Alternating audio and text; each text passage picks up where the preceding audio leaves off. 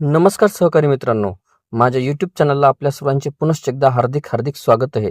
आपण जर सरकारी कर्मचारी किंवा पेन्शनधारक किंवा कुठेही शासकीय सेवेत नोकरीला असा, तर ही खास बातमी मी आपल्यासाठी घेऊन आलेलो आहे. पण तत्पूर्वी आपण आमच्या चॅनलवर नवीन असल्यास चॅनलला निश्चितच सबस्क्राईब करा आणि बेल आयकॉनला प्रेस करून ऑल नोटिफिकेशन्स ऑन करा, जेणेकरून आपल्याला व्हिडिओचे सर्व नोटिफिकेशन्स हे सर्वात अगोदर हे प्राप्त होतील. केंद्रीय सरकारी कर्मचाऱ्यांसाठी आणि पेन्शनधारकांसाठी एक महत्त्वाची बातमी समोर आली. ही बातमी नव्या वेतन आयोगाबाबत म्हणजेच 8व्या वेतन आयोगाबाबत आहे.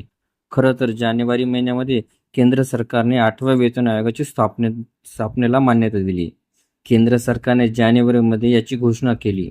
आता 8वा वेतन आयोग मंजूर झाला असून नव्या वेतन आयोगाच्या अनुषंगाने संबंधित अधिकाऱ्यांची चर्चा सुद्धा सुरू झाली, जेणेकरून संदर्भ, अटी अंतिम करता येतील आणि संभाव्य आयोग सदस्यांच्या कामाच्या सुरुवातीच्या पद्धती अंतिम करता येतील आणि नियोजित वेळेत हा वेतन आयोग लागू करता येईल.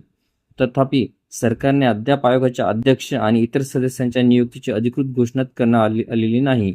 खरं तर 8व्या वेतन आयोगासाठी प्रतिनियुक्तीच्या आधारावर सुमारे 35 पदे भरण्याच्या सरकारच्या प्रस्तावाची माहिती देणारे एक परिपत्रक गेल्या महिन्यात जारी करण्यात आले.